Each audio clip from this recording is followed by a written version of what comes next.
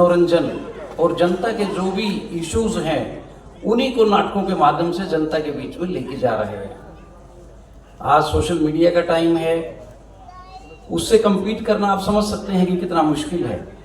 फिर भी हम कोशिश कर रहे हैं कि एक यहाँ पे भी रंगमंच की एक अच्छी क्लास तैयार हो जिनमें जो वास्तविक जीवन की जो घटनाएं हैं उनसे रूबरू होकर उनको एंजॉय भी करें, उनको एहसास भी करें। क्योंकि नाटक केवल मनोरंजन ही नहीं है, ये एक संवेदनशीलता भी है। ये मनुष्य को समाज में क्या हो रहा है उसके प्रति संवेदनशील भी बनाती है। तो आप सब लोग जितने भी आए, आपका बहुत बहुत धन्यवाद। और कोशिश ये करें ज़्यादा से ज़्यादा लोग इन नाटकों का लाभ लें, ज़्यादा से ज़्यादा लोग इस चीज़ का आनंद लें, ताकि हम इस कला को आपके सहयोग से और आगे बढ़ा सकें। धन्यवाद। वेलफेयर सोसाइटी के कलाकार आपके समक्ष रखेंगे। इसकी ड्यूरेशन 1 घंटा है, तो आनंद लीजिए नाटक का। बिच्छू।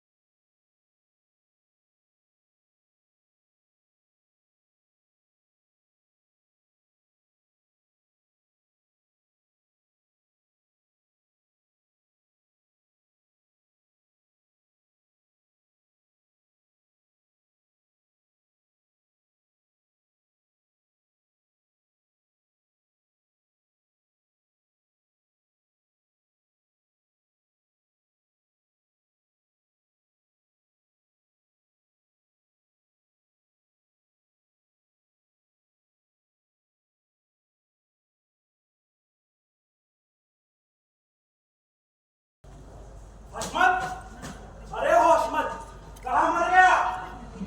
मछलियां मार रहा होगा।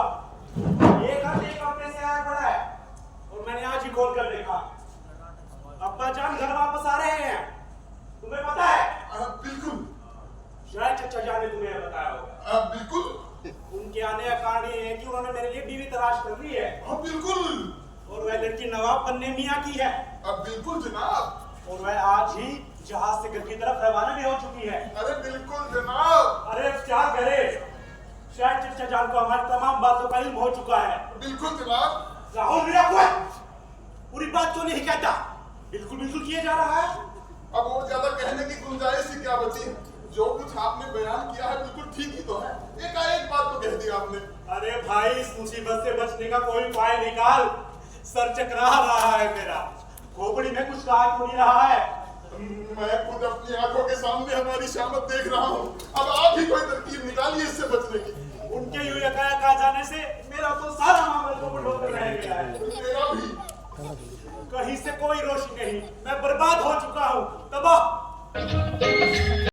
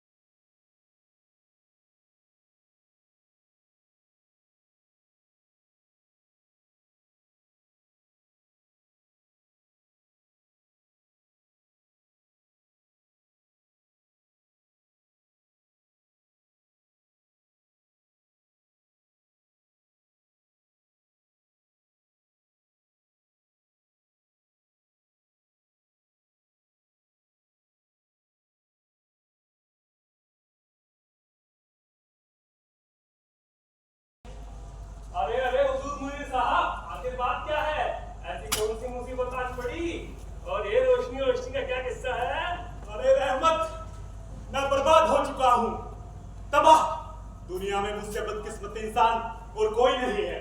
अरे लेकिन बात क्या हुई? तुम्हें नहीं पता? एक लफ्ज भी नहीं। अरे अरे मेरे अब्बाजान घर वापस आ रहे हैं मेरे लिए बीवी लेकर। तो इस पर परेशान होने की क्या बात है जी? अरे तुम नहीं समझोगे। अब आप कुछ समझाएं तो मैं समझूं। वैसे ये बंदा हर किस्म की मुसीबत में काम आने वाला है। रहमत, अगर तुमने मेरा इस मुसीबत से पीछा छुड़वा दिया तो ताउम्र तुम्हारे नाम गुलामी लिख दूंगा। अजी छोड़िए इन सब बातों को। वैसे एक बात है, अगर मैं किसी काम पर अड़ जाऊं तो फिर मजाल है कोई मुझे रोक दे। वैसे मैं अपनी तारीफ नहीं कर रहा हूँ, लेकिन जहां तक जालसाजी और मक्कारी का ताल्लुक है, अपना कोई सानी नहीं है इस दुनिया में। लेकिन क्या करें, एक छोटी सी ठोकर खा लेने के बाद मैंने तय किया कि अब इस किस्म का मामला अपने हाथ में डालूंगा। क्या हुआ था? यूं ही जरा नौबत पुलिस तक पहुंच गई थी। पुलिस? जरा मन मुटाव हो गया। अरे तुम में और पुलिस में? हाँ, उन्होंने हरकत ही ऐसी कर दी कि मेरा दिल ही टूट गया। ज़माने की बेरहमी से मेरा दिल इस कदर बेदार हो गया कि मैंने कसम खाई अब किसी से हमदर्दी नहीं करूंगा। लेकिन आपकी बात दूसरी है, फरमाइए क्या बात है? रहमत, तुम्हें तो पता है 2 महीने हुए मेरे अब्बाजान नवाब बन्ने मियां के साथ कारोबार के सिलसिले में जहाज से सफर पर गए हुए हैं। जी हाँ मालूम है। और तुम दोनों को हमारी देखभाल के लिए चुना गया था। और ये कोई नहीं कह सकता कि हमने अपना फर्ज पूरी तरह अदा नहीं किया। हाँ ये तो है। और कुछ ही अरसे बाद अब जब मियां की मुठभेड़ खानाबदोश लड़की से हो गई और आंखें चार होते ही दोनों के दिलों में मोहब्बत की चिंगारी भड़क उठी। जी हाँ मालूम है। हाँ, उसने मुझे सब कुछ बता दिया और मैं उस लड़की से मिलने भी गया। लड़की काफी अच्छी शक्ल की थी, लेकिन इतनी हसीन भी नहीं जितनी वो बताने की कोशिश कर रहा था। दिन रात उसके गुनगाया करता था। लेकिन इस किस्से का ताल्लुक आपकी मुसीबत से क्या है? हाँ, एक दिन हम लड़की से मिलने जा रहे थे। रास्ते में कोने के मकान से रोने पीटने की आवाज सुनाई दी। दरियाफ्त करने पर मालूम हुआ कि हाल ही में यहाँ पे खानदान आकर बसा है। और उनके घर की माली हालत इस कदर खराब थी कि देखने वालों के रोंगटे खड़े हो जाएं। अरे भाई, लेकिन मेरी समझ में अभी भी नहीं आ रहा है कि इस किस्से का ताल्लुक आपकी मुसीबत से क्या है? अरे रहमत, मैंने सोचा चलो देखते हैं आखिर किस्सा क्या है। जैसे ही हम दोनों अंदर गए, हमने क्या देखा, एक बूढ़ी औरत करीब करीब अपनी सांसें तोड़ चुकी है और उसके बगल में बैठी दाई रो रही है। यकायक मेरी नजर बूढ़ी औरत के सिरहाने पर पड़ी और जो कुछ मैंने वहां देखा उसे देखकर मैं लड़खड़ा गया। वहां एक नौजवान लड़की जिसकी आंखें आंसुओं से तर थी, उस जैसी हसीन और दिलकश लड़की मैंने आज तक नहीं देखी। अब आए पते पर। रहमत, यदि वहां कोई और लड़की होती तो थोड़ी अजीब दिखाई देती, लेकिन उस लड़की का हुस्न तो मानो 4 गुना ज्यादा हो गया हो। बेशक मैं समझ सकता हूँ अरे बला का हूँ। रहमत, यदि तुम वहां होते तो ये समझते आसमान से कोई भूल उतरी है। बेशक। रहमत, जब वह लड़की जोर से रोई और अपनी मार पर गिरी तो उसकी आंखें आंसू से तर थी। ओह, मैं समझ सकता हूँ, काफी दर्दनाक मंजर रहा होगा और उसने आपको मजबूर कर दिया होगा कि आप अपना दिल उस पर निछावर कर दो। रहमत, एक वहशी भी उस वक्त उससे मोहब्बत के बिना नहीं रह सकता। बेचारा किस तरह संभालता अपने आप? हाँ, हम दोनों ने उसे काफी दिलासा देने की कोशिश की। फिर हम दोनों वहां से चले आए। रास्ते में अफजल ने पूछा, लड़की के हुस्न के बारे में क्या ख्याल है? मैंने बोला काफी अच्छी है जी, चाहे उसका मुंह तोड़ दूं। और अब यह एक और मुसीबत आकर खड़ी हो गई है। इनके अब्बा हुजूर के आने की उम्मीद अभी लगभग 2 महीने तक और नहीं थी। और दूसरी यह है कि इनके चचा जान को तमाम दास्ता का इल्म हो चुका। और तीसरी यह है कि इनके अब्बा हुजूर इनकी शादी नवाब बन्ने मियां की जो दूसरी बीवी की लड़की है उनसे तय कराना चाहते हैं। रहमत, उस लड़की के दिन इस तरह गुर्बत में गुजर रहे हैं, मेरी समझ में नहीं आता उसकी किस तरह मदद करूं। बस इतनी सी बात, आपने तो राई का पहाड़ खड़ा कर दिया। आपको शर्म आनी चाहिए कि आप इतनी सी बात के लिए इतने परेशान हैं। मैं आपकी जगह होता तो पता नहीं क्या कर डालता। जब मैं इतना था तब से उड़ती चिड़िया का पर काटना सीख गया। शुक्र है आप जैसी समझ मुझ में नहीं है। कम से कम वहाँ पुलिस होती तो मुठभेड़ नहीं होती। मलिका, वो रही मेरे ख्वाबों की मलिका।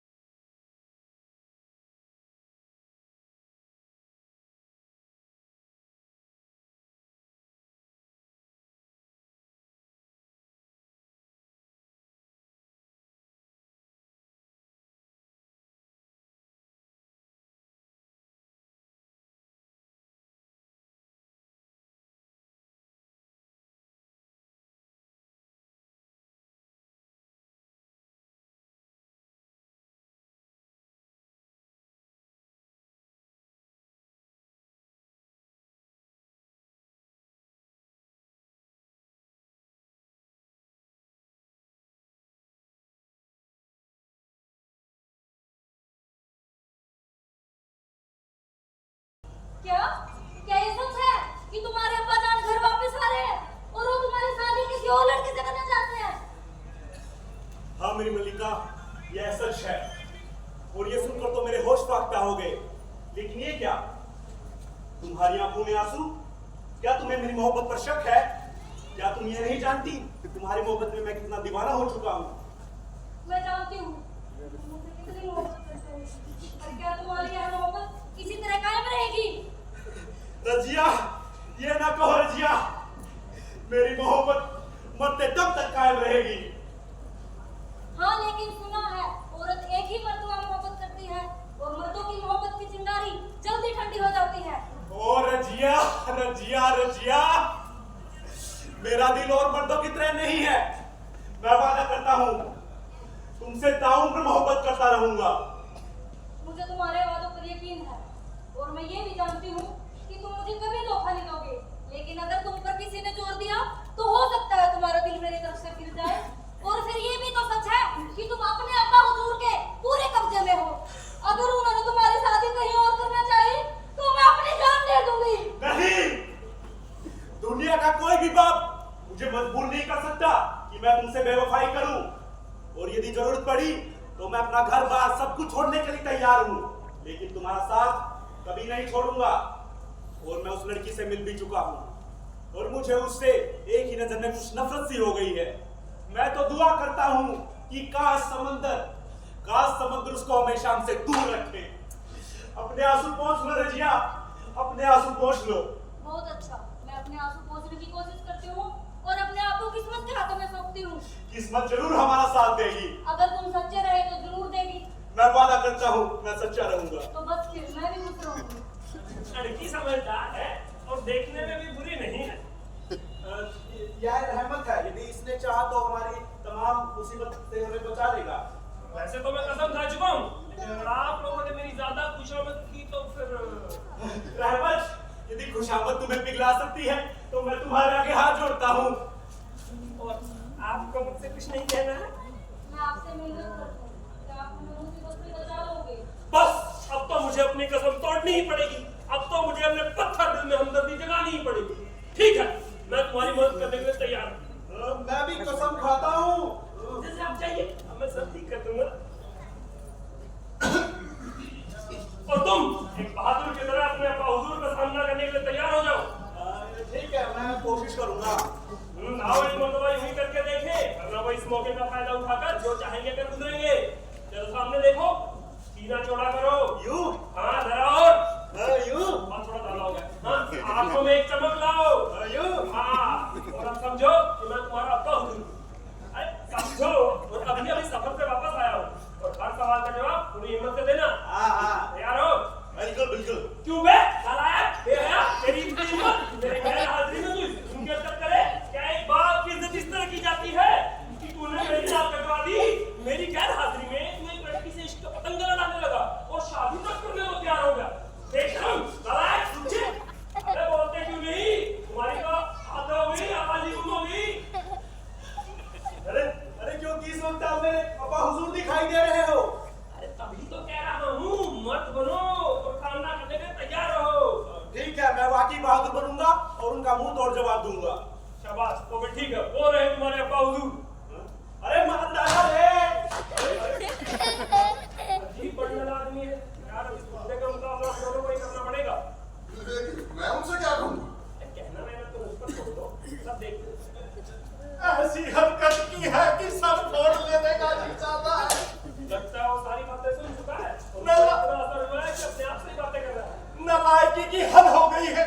मैं तो अभी इस चीज का इंतजार कर रहा हूँ कि मेरा बेटा मुनीर इस हरकत के बारे में न जाने क्या क्या बहाने बनाता है। अजी वो सब तय हो चुका है। कहीं ऐसा तो नहीं कि वो इस शादी को मानने से साफ इनकार कर दे।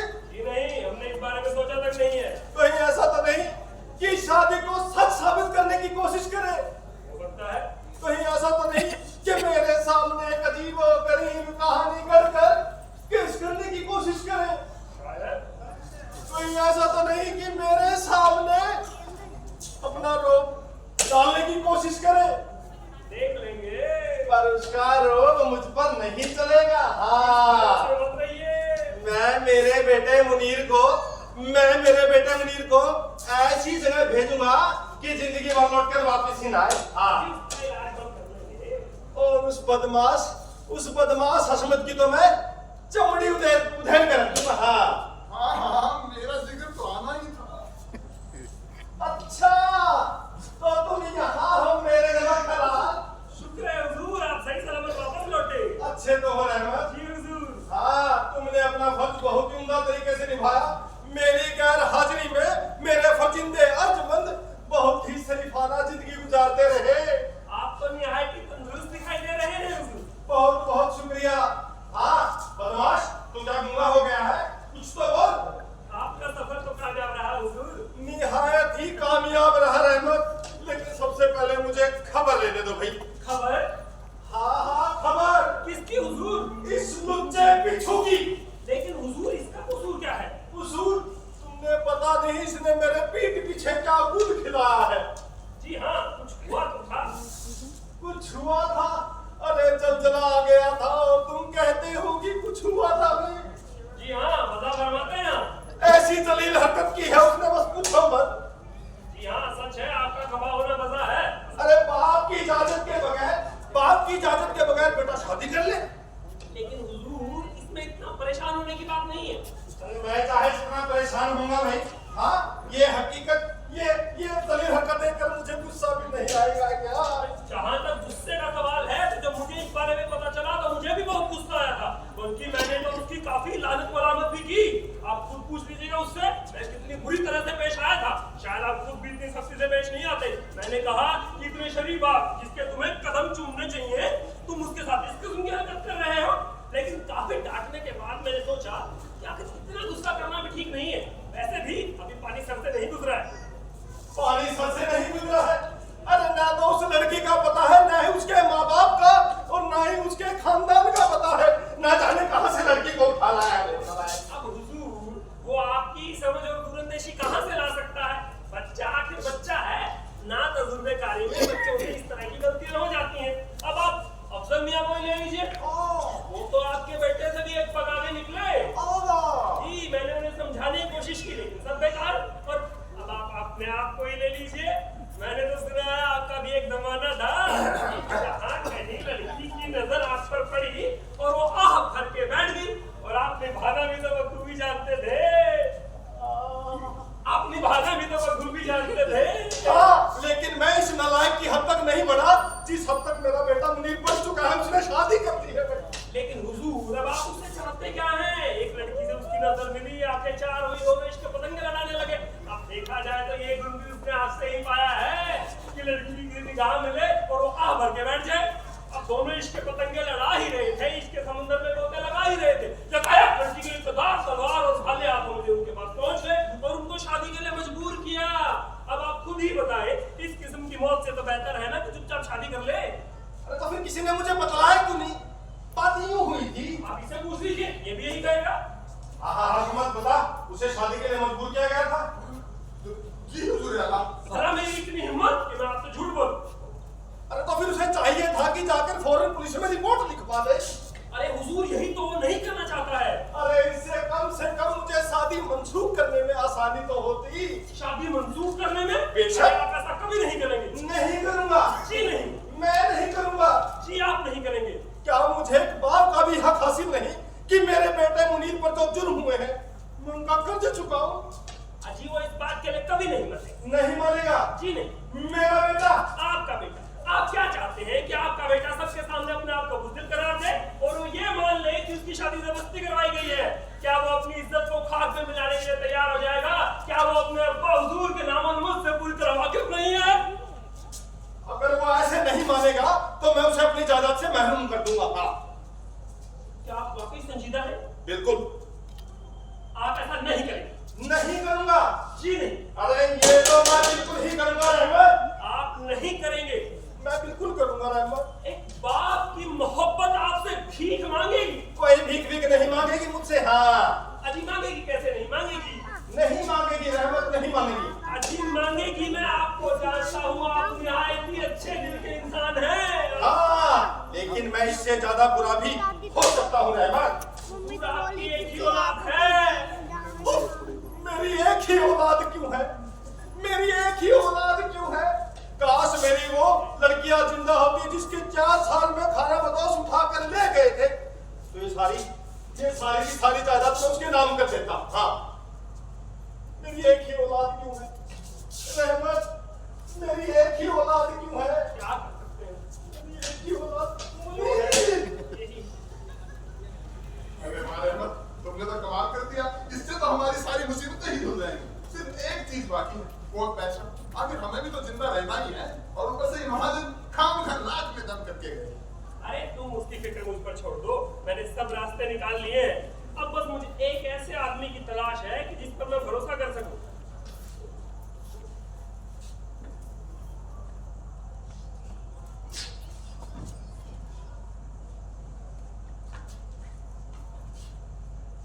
जरा सामने देखो तुम।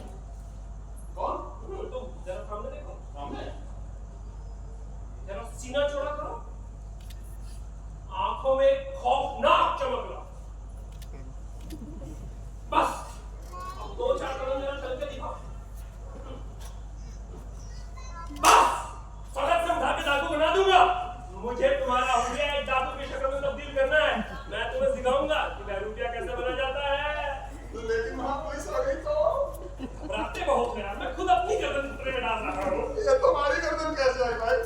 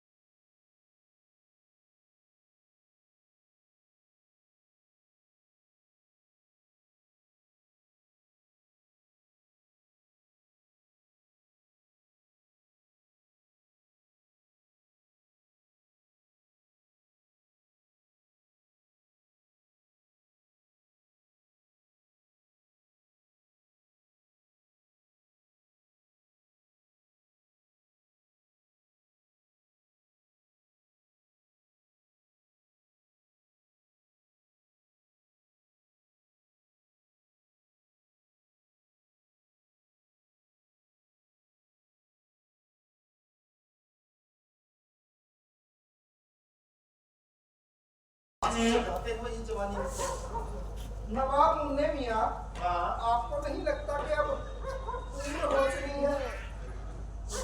आपके तो गुड्डे की जवाब देंगे। नवाब मुन्ने मियाँ, अगर हवा मुआफिक रही तो आज शाम तक उन्हें यहाँ पहुँच जाना चाहिए। और एक मल्लाह ने मुझे बताया था, वो जब वहाँ से निकला वो दोनों भी पीछे पीछे निकलने की तैयारी कर रहे थे।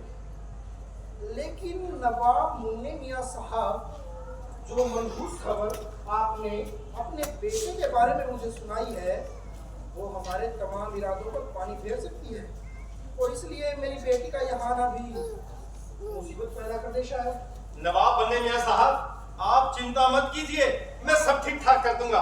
और अभी इसी इरादे से वहां से आ भी रहा हूँ। हाँ नवाब साहब, आपको नहीं लगता कि औलाद को पाल पोस कर बड़ा करना बड़ी होशियारी का काम है? हाँ, औलाद को पाल पोस कर बड़ा करना होशियारी का काम तो है, लेकिन इस जुमले की वजह यही कि एक औलाद जिस किस्म की बुरी हरकत करती है, मानो ना मानो नवाब साहब, उसकी घरेलू तालीम में कुछ कमी रह गई है। तालीम में कमी रह जाती है, लेकिन ये बात आपका कहने का मतलब क्या है जी?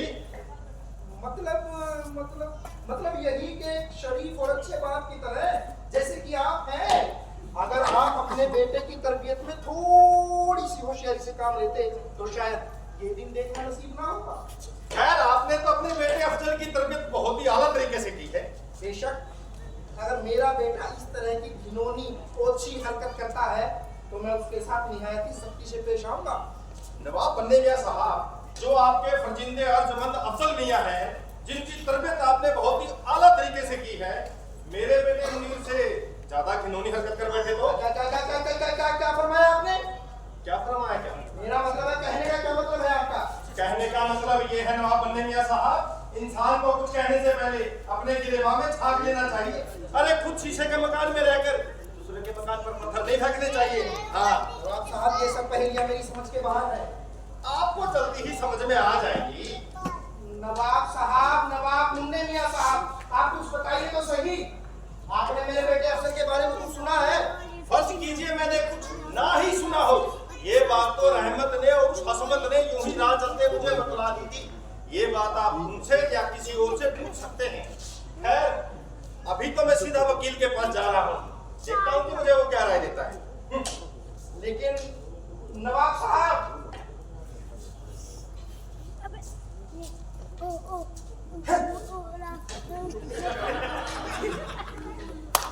इससे बुरी हरकत और क्या हो सकती है? इससे बुरी खबर भी क्या हो सकती है कि औलाद अपने माँ बाप की रजामंदी के बगैर शादी करवाए। माँ बाप को तो डूबकर मर जाना चाहिए। अस्सलाम वालेकुम अब्बा मियां, आप वापस तशरीफ ले आए। वालेकुम सलाम, वालेकुम सलाम। लेकिन जरा दूर से, पहले गले वगैरह तो नहीं लीजिए। गले वगैरह बाद में। मेरे इतनी दूर सफर से आए हो, मैं मेरे दिमाग में जो एक पहेली है, सबसे पहले तुम्हें उसे बुझाना है।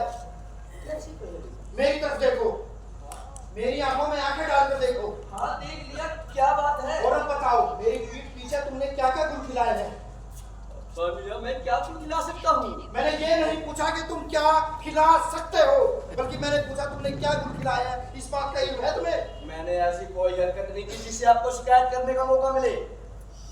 ऐसी कोई हरकत नहीं की। हाँ, नहीं की ऐसी कोई हरकत। बेशर्मी की हद है, हद है बेशर्मी की अफसर। वो इसलिए क्योंकि मैं जानता हूँ कि मैं बेकसूर हूँ। तुम बेकसूर हो? हाँ, मैं बेकसूर हूँ। रहमत के मुंह से मैं तुम्हारे बारे में कुछ और ही सुन कर आ रहा हूँ। रहमत? हाँ रहमत। अब क्या चौके मियाँ? रहमत ने कुछ बताया आपको? कुछ बताया है? रहमत ने तो बहुत कुछ बताया है तुम्हारे बारे में, लेकिन ये सब बातें करने के लिए ये जगह मुनासिब नहीं है। तुम घर चलो, मैं वहीं आ रहा हूँ तुम्हारे पास। और अपनी हरकतों से बाज नहीं आए मियाँ तो जिंदगी भर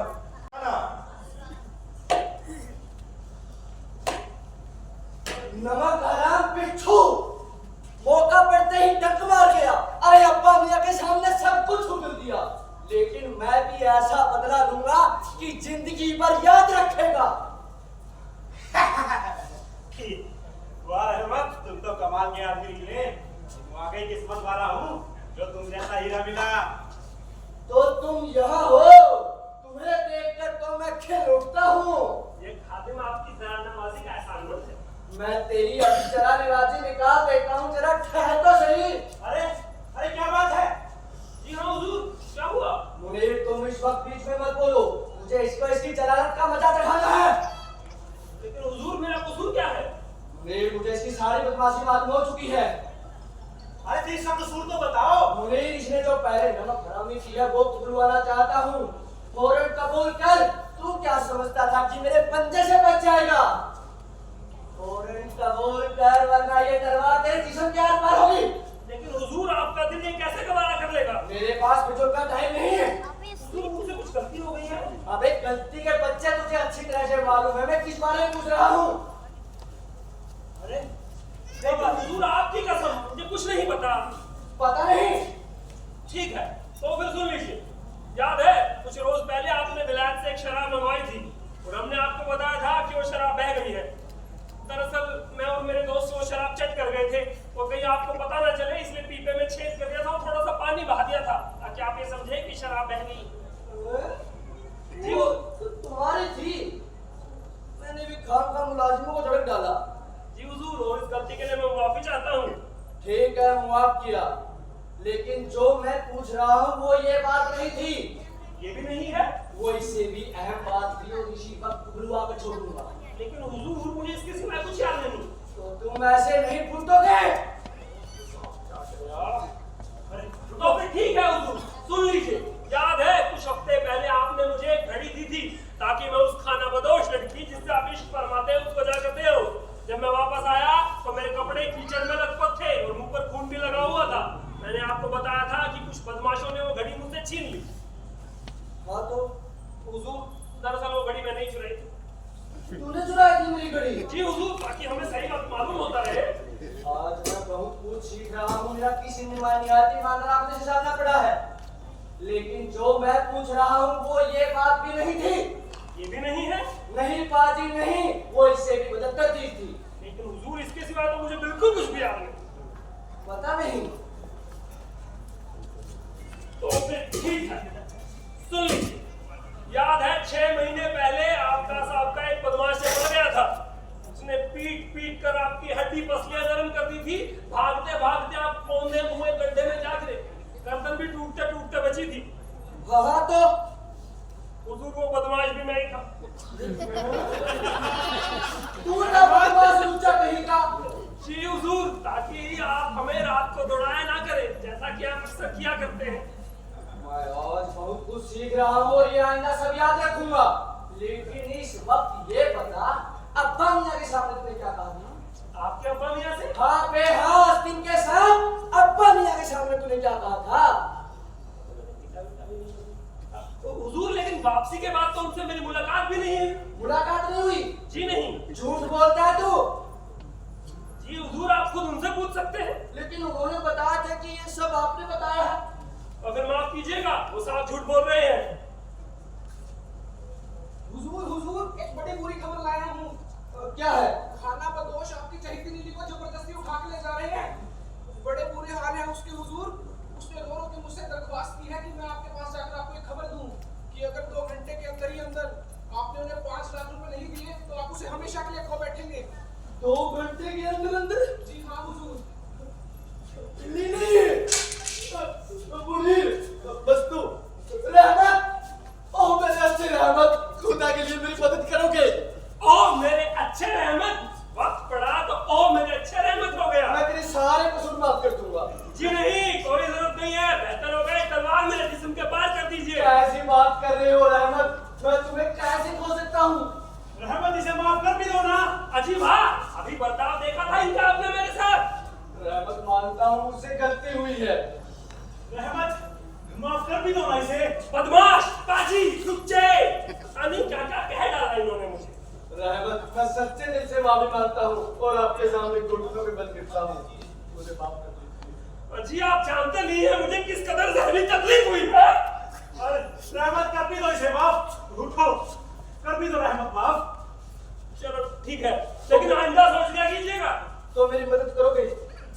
सोचूंगा। अरे ये सोचने का वक्त नहीं है रहमत। ठीक है, कितने रुपए की जरूरत है आपको? 5 लाख। और आपको?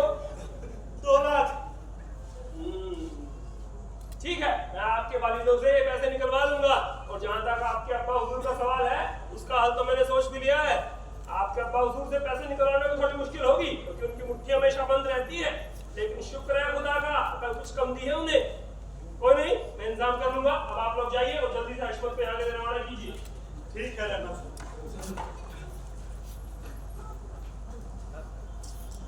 ना जाने किस किस्म की शादी में फंस कर रह गया है ये अमीर का।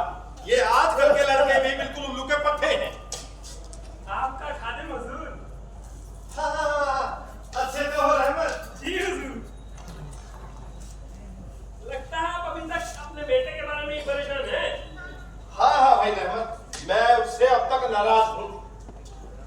जी हुजूर, इंसान को हमेशा मुसीबतों के लिए तैयार रहना चाहिए।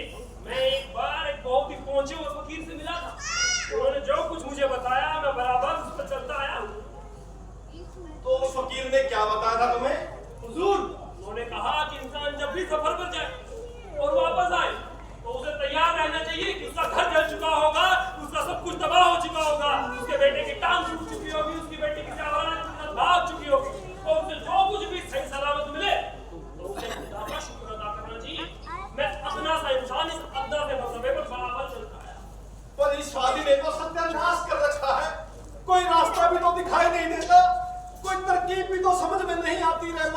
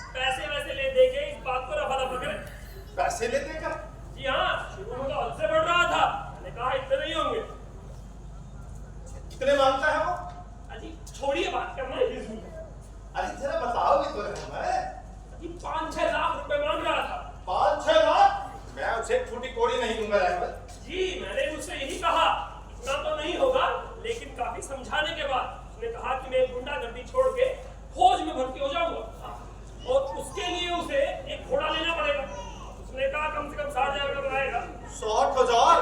जी हाँ। फिर कहने लगा जीन मीन लगा पोस्टीन भी लेनी होगी, कभी 20 ज्यादा खर्च तो होगा। 60 और 20 80,000। जी हाँ। फिर कहने लगा कि एक नौकर और टट्टू भी चाहिए, उसके लिए भी कम से कम 30,000 रुपए का लगेंगे।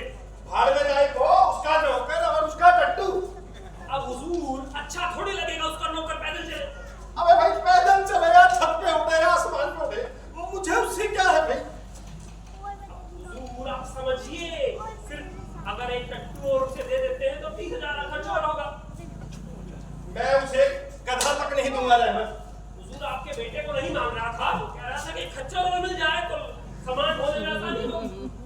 मैं उसे कुछ नहीं दूंगा रहमत, मैं अदालत जाऊंगा। हाँ अरे हुजूर अदालत का नाम मत लीजिए, आप जानते नहीं हैं आजकल के वकील कैसे होते हैं। बहुत चालाक होते हैं। जी तभी तो कह रहा हूँ, आप अदालत जाएंगे कहीं खुद ही ना फंस बैठे। इससे तो बेहतर है आप उन्हें 2 लाख में मामला रफा दफा कर लीजिए। खच्चर के कितने मांगता है वो?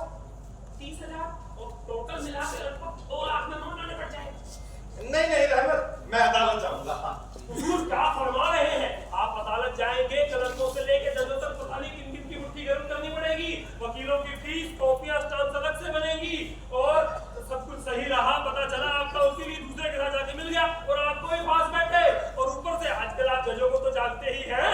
अरे मैं तो कहता हूँ अदालत में जाना जिंदा मौत है मौत, मैं तो नाम सुन के ही काबू। तो बताओ कितने में मांगता है? वो 2 लाख में मामला निपटा दे। नहीं रहमत, मैं अदालत जाऊंगा। हुजूर समझिए, अदालत में आपका खर्चा भी तो कितना होगा, वकीलों की फीस, क्लर्कों की फीस, कॉपियां, स्टाम्प, वारंट, ड्यूटी, पता नहीं क्या क्या बनवाना पड़ेगा। अगर मैं आपकी जगह होता तो 2 क्या 3 लाख भी दे देता। अरे तो फिर कोई मजाल है, कोई वकील मेरे खिलाफ कुछ कह देगा वहां पे। अरे हुजूर आप जानते नहीं इन वकीलों को, एक से एक बड़े मुद्दे फाड़ लेंगे। रहमत, मैं अदालत जाऊंगा। हुजूर सोच लीजिए। सोच लिया, मैं अदालत जाऊंगा। आपकी मर्जी। मुझे लगता है वो आदमी खुद ही आ गया।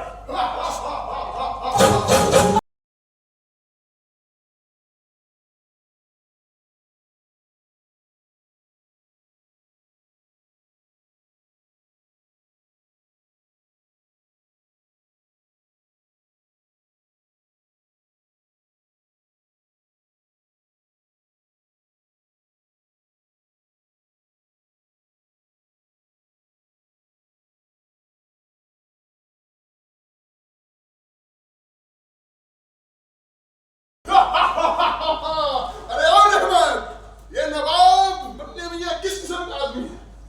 हुजूर लेकिन आप उन्हें क्यों ढूंढ रहे हैं? मैंने उड़ती उड़ती खबर सुनी है कि वो मेरी बहन की शादी अदालत में जाकर कानूनी तुड़वाना चाहता है। हुजूर उसके बारे में तो मुझे नहीं पता, लेकिन उन्होंने 5-6 लाख रुपए देने से साफ इनकार कर दिया है। खून खून खून 25,000 खून, मेरी आंखों में खून उतर रहा है।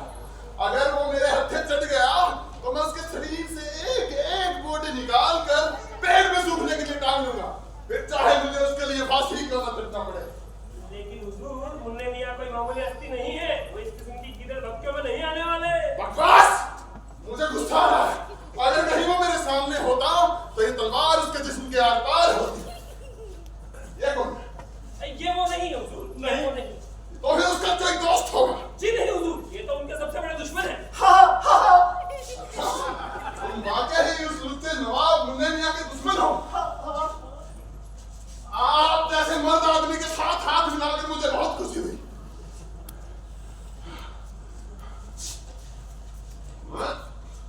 अगर वो मेरे हत्थे चल गया, वो कहाँ है? तो हुजूर लेकिन वो कभी अकेले नहीं होते, वो हमेशा उनके दोस्त साहब और नौकर उनके साथ रहते हैं। अच्छा, फिर तो और भी मजा आएगा। उस लुच्चे नवाब मुन्ने मियां को तो मैं कुत्ते की मौत मारूंगा, और जो उसके साथ आएंगे उन्हें मैं चूहे की मौत मारूंगा। ये ले, ये ले, ये ले, तू भी ले जा। अरे भागता कहाँ है? जहन्नुम तक पीछा नहीं छोड़ूंगा। ए रुक जा, रुक जा। और तुम भी लो। अरे हुजूर हम उस टोली में नहीं है हुजूर, हम उस टोली में नहीं है। अच्छा ठीक है, मोटिया मोटिया सूखने के लिए टांग दूंगा। देख लिया हुजूर, 2 लाख रुपए के लिए इतना खून खराबा होगा, आप ही संभालिए। अरे रहमत, रुक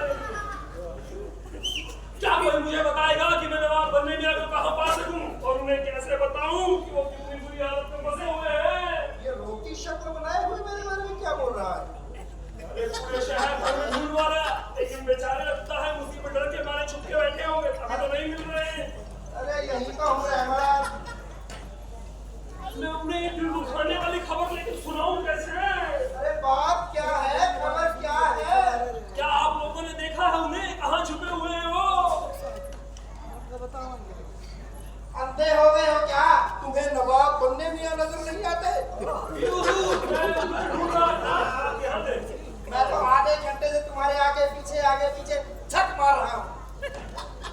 हुजूर, बात क्या है? आपका बेटा हुजूर। हाँ मेरा बेटा। हुजूर आपका बेटा। मेरा बेटा अफजल। जी हुजूर आपका बेटा। मेरा बेटा अफजल। जी हुजूर आपका बेटा। मेरा बेटा अफजल। हुजूर मरा नहीं है। मरा नहीं है, मेरी इधर जान निकल गई होती। वही बता रहा हूँ, वो मुसीबत में घिरा हुआ है। क्या मुसीबत है? अभी 2 घंटे पहले मैं उससे मिला था, कि गमगीन दिखाई दे रहा था। शायद आपने कुछ कह दिया हो उसे। मैंने सोचा जरा उसका दिल बहलाने के लिए बंदरगाह की हवाखोरी करा लो। वहां जाकर हमने देखा कि एक खूबसूरत कश्ती खड़ी है। और दरियाफ्त करने पर मालूम हुआ कि वो कश्ती एक तुर्की की है। आदमी काफी हसीन था। 2-4 मिनट बात करने के बाद ही हमें बिठाकर वहां ले गया। वहां ले जाकर उसने हमारी खूब आवभगत की और खाने पीने की ढेर सारी चीजें हमारे सामने ढेर रख दी। तो इसमें मुसीबत क्या है? वहीं आ रहा हूँ हुजूर, वहीं आ रहा हूँ। फिर वो हमें बीच समुद्र में ले गया और आगे बीच समुद्र में ले जाकर उसने मुझे कश्ती से नाव में बिठा दिया और आपके पास आने के लिए कहा कि अगर तूने 5 लाख रुपए नहीं दिए तो मैं तेरे बेटे को अल्जीरिया ले जाकर गुलाम बनाकर बेच दूंगा। क्यों कहा? जी हुजूर। 5 लाख रुपए? जी, और ऊपर से तुर्रा ये कि सिर्फ 2 घंटे की मोहलत दी है। ये तो रहमत बदमाशी की हद है बदमाशी की। जी हुजूर। एक तो चोरी, ऊपर से सीना चोरी। क्या कर सकते हैं हुजूर, आप जानते ही हैं इन तुर्की लोगों को। तुम इस मुसीबत से निकलने का कोई रास्ता निकालो। एक रास्ता है। फटाफट बताओ। कैसी बातें करते हो रहमत? 5 लाख रुपए? जी हुजूर। उस तुर्की के पास जाओ और उसे कह दो कि नवाब बन्ने मियां कानून का दरवाजा खटखटाएंगे। हुजूर कानून और बीच समंदर क्या फरमा रहे हैं? वो वहां कश्ती पे मरने गया ही क्यों था? हुजूर उसे थोड़ी पता था कि यूं होगा। और कोई जगह नहीं मिली थी उसे मटर कश्ती करने के लिए, घूमने के लिए? हुजूर बाज वक्त इंसान की किस्मत खराब हो जाती है। रहमत, यही वक्त है तुम्हारे पास अपने आप को एक नौकर हलाल नौकर साबित करने का। हुजूर तुम उस तुर्की के पास जाओ और उसे कह दो कि नवाब बन्ने मियां 5 लाख रुपए देने के लिए तैयार है और मेरे बेटे को छोड़ दे। जब तक मैं उसे पैसे देता हूँ तुम्हें गिरफ्त में रखे। क्या फरमा रहे हैं? बेवकूफ समझते हैं आप कि वो जो आपके बेटे को छोड़कर मुझ जैसे 2 कोटी के नौकर को रखेगा। हुजूर जल्दी कीजिए, सिर्फ 2 घंटे का वक्त है। वो वहाँ कश्ती पे मरने गया ही क्यों था? हुजूर जल्दी कीजिए, हम 40 मिनट तो दे चुके हैं। तुर्की का ज़मीर मलामत नहीं करता क्या? करता होगा हुजूर, लेकिन तुर्की जमीन जो ठहरा। उसे क्या लगता है कि नवाब बन्ने मियां के पास कोई पैसे का पेड़ है? पेड़ से तोड़कर पैसे उसे दे दूं? कैसी बात है? हुजूर ऐसे लोगों से अगर अपनी बात की उम्मीद रखना ही बेफिजूल है। वो वहाँ कश्ती पे मरने गया ही क्यों था? हुजूर उसे थोड़ी पता था कि ऐसा कुछ होगा। जल्दी कीजिए, सिर्फ 2 घंटे की मोहलत है। रहमत, उसमें कुछ तो रास्ता निकालो यार, इससे तो फिर एक काम करो। जी हुजूर। कुछ नहीं है।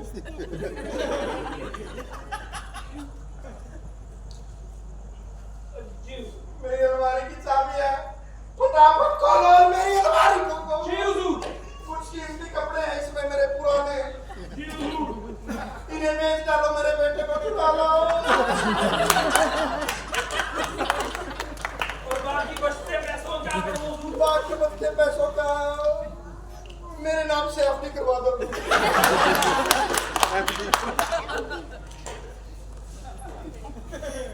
ये लीजिए, कोई इन पैसों के 5 रुपए भी नहीं देगा। कैसी बात कर रहे हैं हुजूर? वो वहाँ कश्ती पे मरने गया ही क्यों? हुजूर समझिए, आपका बेटा मुसीबत में है। या खुदा कहीं उनको लेकर चलना पड़े हो, अल्जीरिया ले जाकर मेरे आका को बेच देंगे। ऐ खुदा तू मेरा गवाह है, अगर मैंने उन्हें बचाने में कोई कसर छोड़ी हो तो क़यामत के रोज उनके वालिद बुजुर्गवार को मुसलमान ठहराऊंगा मैं।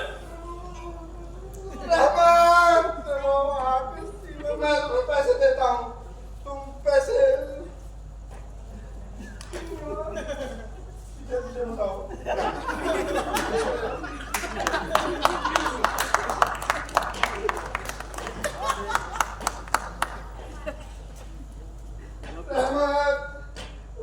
इसकी पेमेंट लेके आई क्यों था? ये कुछ पैसे हैं मेरे पास, लेकिन किसे पता था इतनी जल्दी इनसे हाथ धोना पड़ेगा। तुर्की को कह देना ये पैसे लेकर उसने निगाह थी जलालत का सबूत दिया है, और उसे कह देना कि ये पैसे मैं उसे सिर्फ कर्ज के तौर पर दे रहा हूँ। दो पैसा करा लेंगे। हाँ, और उसे कह देना कि वो एक नंबर का चोर है, डाकू है, लुटेरा है, गिरगिट है, कुत्ता है, कमीना है, लुच्चा है, वो बहुत ही कमीने की इंसान है। अब मेरे बेटे को छुड़ा दो, तुम जाओ यहाँ से।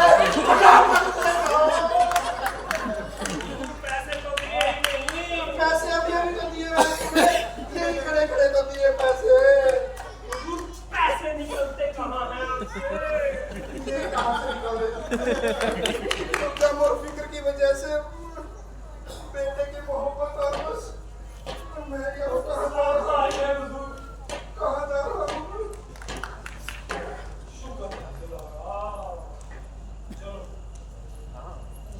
रहमत कामयाब हुआ कि नहीं? जी हुजूर, ये रहे आपके 2 लाख।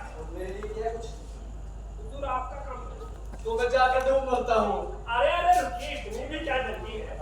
ये जरा ये लीजिए, लेकिन एक शर्त है। क्या?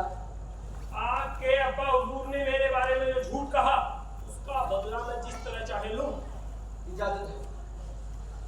आप वादा करते हैं मुझे इंडिया के सामने? हाँ हाँ, मैं वादा करता हूँ। ठीक, चलिए। रहमत, आपने मुझे फिर से जिंदगी दी है। मुनीर, चलो मेरी कुछ डाल लाते हैं। ठीक है रहमत।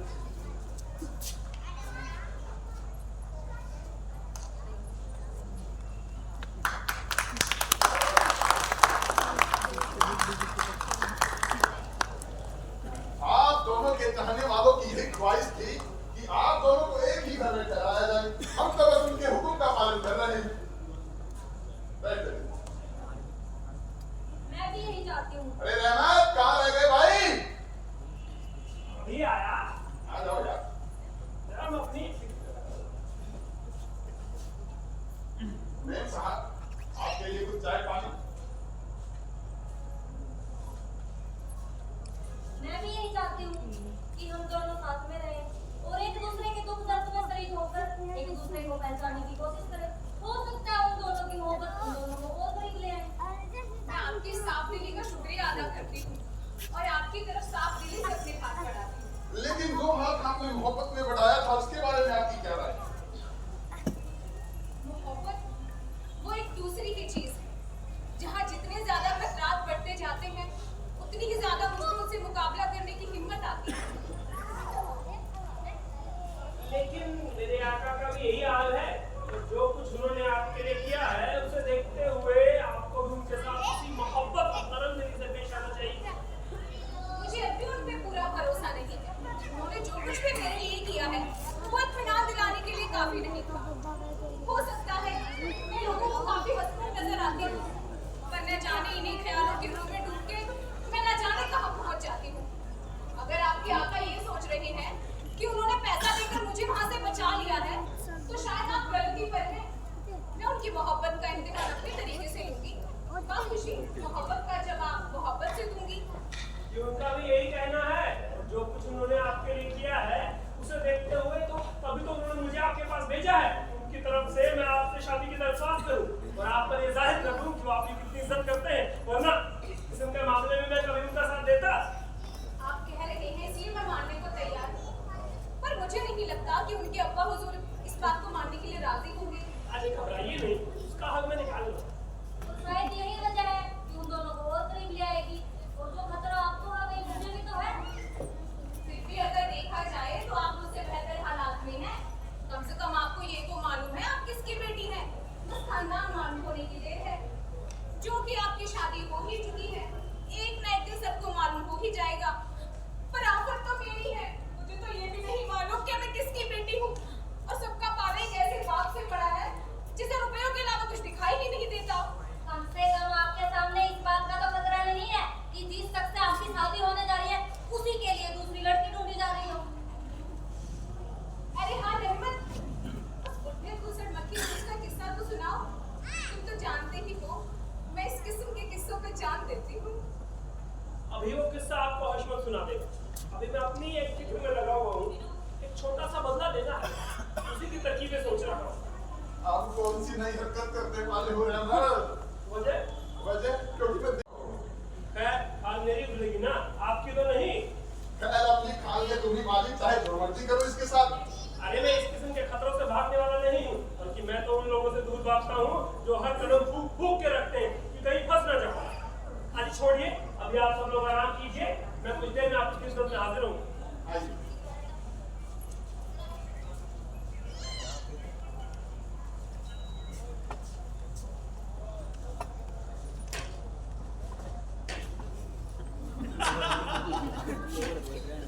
अरे ओ मिले रहमत, आपका खातिर हुजूर। आप बताओ मेरे बेटे के बारे में तुमने कुछ किया? हुजूर अब आपका बेटा हर किस्म के खतरे से बाहर। खुदा खैर करे। लेकिन हुजूर खतरे के बादल तो मुझे आपके सर पे मंडराते हुए दिखाई दे रहे हैं। क्या मसला है? वो सब लोग आपको ढूंढ रहे हैं। कौन है वो लोग? वही उस लड़की का भाई जो मालूम हो चुका है कि आप उसकी बहन की शादी मंसूख करने की फिराक में हैं, और तब से वो इंतकाम की आग में जल रहा है और अपने दोस्तों के साथ मिलकर हाथों में तलवार और भाले लिए आपको ढूंढ रहे हैं। आपके घर जाने के सब रास्ते बंद कर दिए हैं, आने जाने वालों से रोक रोक कर आपका पता पूछ रहे हैं हुजूर। किसे ढूंढ रहे हैं वो लोग? आपको हुजूर। तो बरखुरदार इस मुसीबत से निकलने का कोई हाथ तो निकालो। हुजूर जब से आपको मुसीबत में देखा है मेरा तो खाना पीना ही छूट गया। पता नहीं क्या वजह है, एक अजीब सा जज्बा और मोहब्बत है आपके। रहमत, मैं तुम्हें इनाम दूंगा, इनाम भी ऐसा दूंगा कि तुम्हारी रूह खुश हो जाएगी। उस दिन इस्तेमाल करने के बाद ये कपड़े मैं तुम्हें दे दूंगा। हुजूर कपड़े छोड़िए, खाल भी उतरने वाली है। मेरे पास एक तरकीब है, आइए जरा। मुझे खुद अपनी जान जोखिम में डालनी पड़ेगी। मुझे कोई एतराज नहीं। जी हुजूर मैंने एक तरकीब सोची है। फटाफट ठहरिए जरा। तलवार मेरे जिस्म के पार हो जाएगी तब बताओ मैं तरकीब। जी नहीं हुजूर, आप इस बोरे में आ जाइए, मैं आपको अपनी पीठ पे लाद के दुश्मनों के बीच से होता हुआ लेके जाऊंगा। नवाब बनने मियां, और इस बोरे में कैसी बात करते हो रहमत? बेहतर है हुजूर, वरना लोग आजकल ड्रामे में इस्तेमाल कर रहे हैं। रहमत तुम मुझे बता दो ना। आइए हुजूर, मेरे होते हुए कोई और आपको हाथ लगा दे। क्या मतलब? नहीं कोई हाथ नहीं लगा सकता। रहमत तुम्हें मेरी कसम। जी हुजूर, कोई आप बस छिपे रहिएगा, बाहर नहीं निकलिएगा। मैं चूक तक नहीं करूंगा रहमत।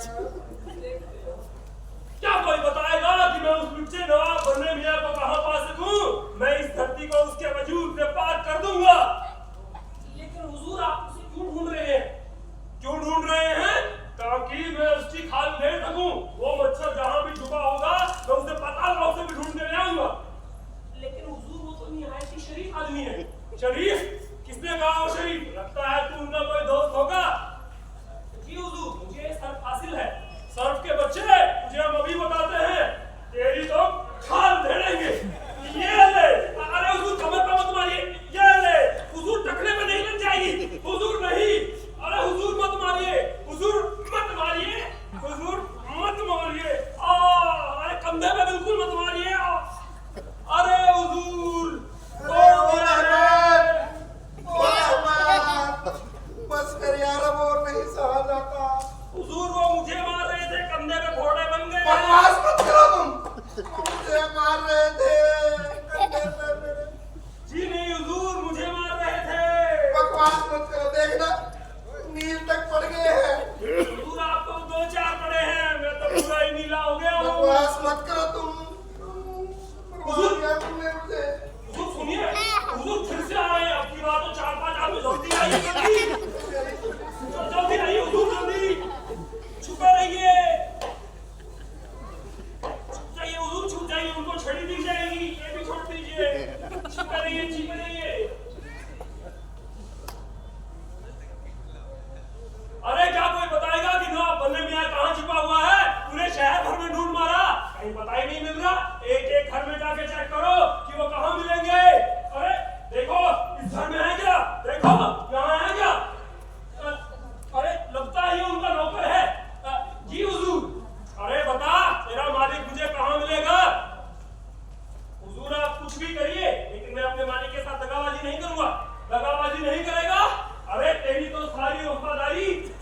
छड़ी से निकालेंगे, तेरी तो ऐसी हालत करेंगे कि तू देखता ही रह जाएगा।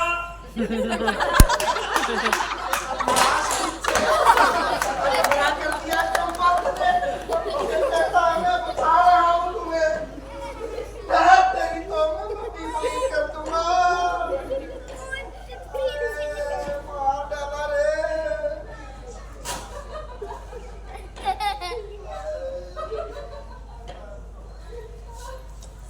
बंद करो ये ही।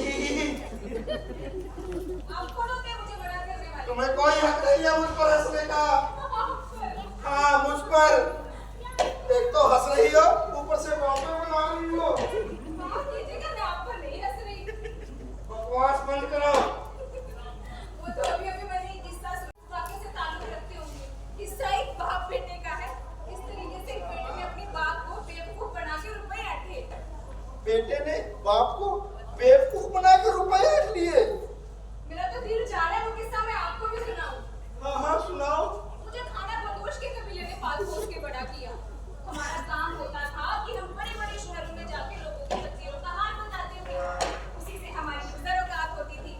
लेकिन एक दिन एक नौजवान की नजर मुझ पे पड़ी और वो दिलो-जान से मेरा दीवाना हो गया। मैं जहाँ भी जाऊँ मेरे पीछे-पीछे आए। जब उसे लगने लगा कि उसकी दाल नहीं गल रही, तो मेरे कबीले वालों से जा मिला और मेरे कबीले वाले मुझे इस बात पर छोड़ने के लिए राजी हो गए कि उन्हें मुआवजे के तौर पे 5 लाख रुपए चाहिए। नौजवान पक्कड़ था और बाप मालदार नहीं, बहुत मालदार, कंजूस इतना कि दूध में मक्खी गिर जाए उसे भी चूसे बिना बाहर ना फेंके। क्या आप भी किसी ऐसे आदमी को जानते हैं शहर में जो निहायत ही कंजूस और मक्खी चूस हो? नहीं नहीं, मैं ऐसे आदमी को नहीं जानता। उसका नाम कुछ इस किस्म का था, नवाब खन्ने मियां और खड़ूस बुद्धे मक्खी चूस का। खैर तो मैं क्या कह रही थी कि मेरा कबीला ये शहर छोड़ के जा रहा था, मुझे भी अपने साथ घसीटते हुए ले जा रहे थे।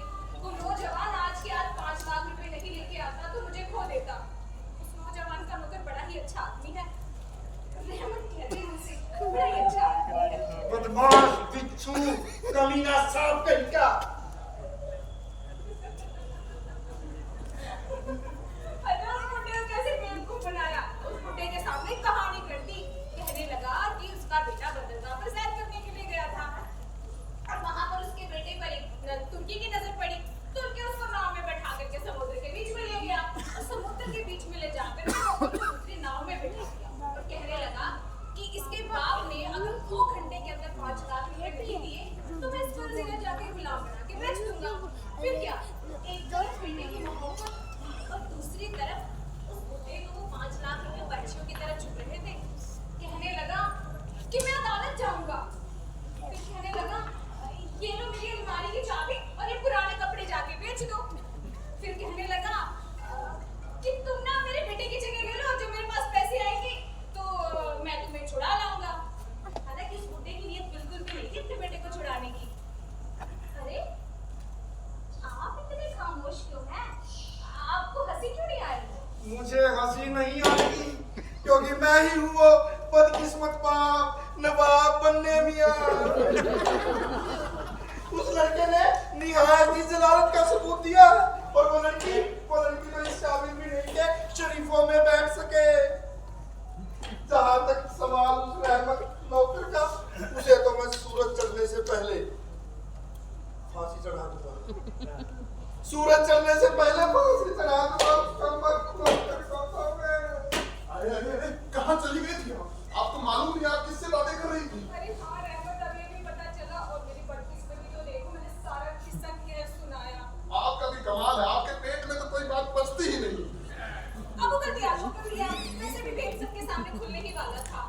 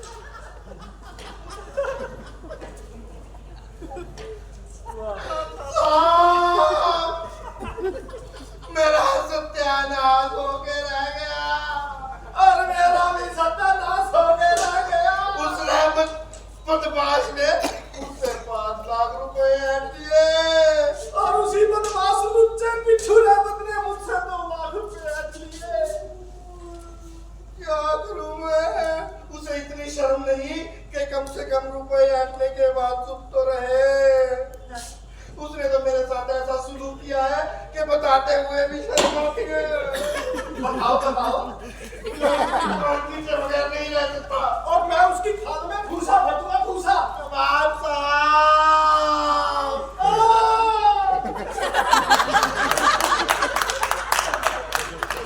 खुदाए मुसीबत कभी भी खाली हाथ नहीं आती। और क्या क्या लेकर आएगी। मेरी बेटी को भी एक जमाना हो गया चले हुए जहाज के जरिए, वो अभी तक नहीं आई। लेकिन मुझे ये समझ नहीं आता, आपने अपनी लड़की को वहां छोड़ा ही क्यों? इसकी भी एक वजह थी नवाब साहब। अच्छा, मैं नहीं चाहता था कि मेरी दूसरी शादी का इल्म किसी को हो। दूसरी बीवी? जी हाँ, दूसरी बीवी। हुजूर मिर्जा साहब, मुझे मिर्जा साहब मत बुलाओ भाई, बंदे मियाँ कहकर बुलाओ तो अच्छा है, क्योंकि जिस वजह से मैंने नाम बदल लिया था उसकी अब कोई वजह नहीं रह गई है। क्या बताऊं हुजूर, आपके इस नाम बदलने के कारण ही आपको ढूंढने में कितनी मुसीबत का सामना करना पड़ा है। कोई बात नहीं भाई, मुझे ये बताओ मेरी बेटी और उसकी वालिदा कैसे हैं? आपकी बेटी हुजूर सही सलामत है, खुदा खैर करे। और आपसे ज्यादा दूर भी नहीं है। लेकिन मैं इस बात की माफी चाहता हूँ कि हम लोगों ने जो शादी कर लेने दी, आपके नाम होते हम बिल्कुल बेसहारा हो गए थे। मेरी बेटी ने शादी कर ली? जी हाँ हुजूर, किससे? किसी मुनीर नामी नौजवान से, जो किसी नवाब मुन्नी मियाँ का बेटा है। नवाब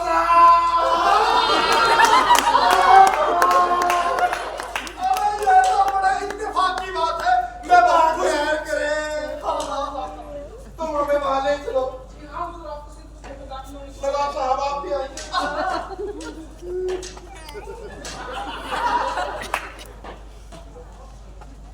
अरे क्यों हशमत, कैसी बीत रही है अपने दोस्तों की? मेरी तो ठीक बीत रही है, पर मेरे लिए तुम्हारे पास दो चीजें हैं। वो क्या? पहली तो ये कि मुनीर का मामला तो अपने आप सेट आ गया। दूसरी ये कि दोनों बुड्ढे जो चाहते थे, खुदा की किस्मत देखो दोनों की वही हो गई। और तीसरी ये कि दोनों बुड्ढे तुम्हारी खाल खींचने की फिराक में है अब। अरे तुम इसकी फिक्र छोड़ दो, मैं इन किधर धमकियों में नहीं आने वाला। ऐसी धमकियां मैं जिंदगी भर सुनता आया हूँ। देखते हैं। अरे भागो आई कम मस्ती, भाग भाग। नवाब साहब आ जाइए। बेटी रजिया तुम भी आओ। इस वक्त अगर तुम्हारी अम्मी साथ होती तो हमारी खुशी पूरी हो जाती, लेकिन अफसोस तुम्हारी अम्मी साथ नहीं है। अरे वो देखो मुनीर बिल्कुल सही वक्त पर आया है। अरे मुनीर, इस शादी के मौके पर जश्न हो जाएगा। नहीं अब्बा जान, मेरी शादी के बारे में जो आप पीछे थे वो सब बेकार है, क्योंकि मेरी शादी हो चुकी है और मैं अरे यही तो है वो। नहीं, मैं कुछ नहीं सुनना चाहता, मैं सब कुछ जानता हूँ। अरे मैं तो बस तुम्हें ये बताना चाहता था कि नवाब बन्ने मियाँ की लड़की। अब्बा जान, नवाब बन्ने मियाँ की लड़की मेरी आंखों में कोई हकीकत नहीं रखती है। अरे यही तो है वो। नहीं, मैं अपने इरादे पर अटल हूँ। अरे सुनिए तो। अरे तुम चुप रहो। अरे तुम्हारी बीवी? बीवी रजिया, उससे मैं बहुत प्यार करता हूँ और उसका हाथ किसी भी कीमत पर नहीं छोड़ूंगा और ना ही उसे कभी तलाक दूंगा। रजिया, रजिया, बड़े अजीब बेवकूफ से पाला पड़ा है। एक ही लकीर को पीटे जा रहा है, पीटे जा रहा है, पीटे जा रहा है। मैं तो बस तुम्हें ये बताना चाहता हूँ, जिस लड़की रजिया से तुमने शादी की है वो नवाब बन्ने मियाँ की लड़की है और मैं इस शादी से खुश हूँ, खुश हूँ, खुश हूँ। रजिया, अब्बा जान, इनको भी रहने दीजिए ना साथ में। देखिएगा कुछ ही दिनों में आप इनको बेटी की तरह प्यार करने लगोगे। बिल्कुल भी नहीं रजिया, मैं ऐसी लड़की को अपने घर में नहीं घुसने दूंगा जिसने तेरे भाई को बहका दिया है। और कुछ ही देर पहले मुझे, तेरे बाप को, इसने मेरे मुंह पर बेइज्जत किया है। मैं अपनी गलती पर नादिक हूँ। मुझे अगर ये मालूम होता कि आप कौन हैं, तो मैं ये गलती कभी ना करती। मैंने जितना आपके बारे में सुना था उतना ही बोला। सुना था? क्या मतलब है तुम्हारा? अब्बा जान, भाईजान की इनके लिए मोहब्बत पाक है। भाईजान की मोहब्बत इनके लिए पाक होगी, लेकिन ये लड़की मेरे नजरों में कोई हकीकत नहीं रखती, जिसके ना माँ का पता, ना बाप का पता, ना खानदान का पता। नवाब मियां, तो आपको बिल्कुल भी परेशान नहीं होना चाहिए कि मैं गुमनाम खाना दोष उल्टी शादी कर रहा हूँ। इन खाना दोषों ने भी बताया कि नीली इसी शहर में पैदा हुई है जो श्री गोराला गांव की ताल्लुक रखती है। जब सिर्फ 4 वर्ष की थी तभी तो खाना दोष चुरा कर ले गए। इन्होंने मुझे कंगन भी दिए ताकि उनके वालिद का पता लगा जा सके। अरे नवाब बनने का साहब, दिखाइए तो जरा एक कंगन। हाँ हाँ, ये तो वही कंगन है जो 4 साल की मेरी बेटी के हाथों में था। सब मिलती जुलती है मेरी बेटी नीलांबर।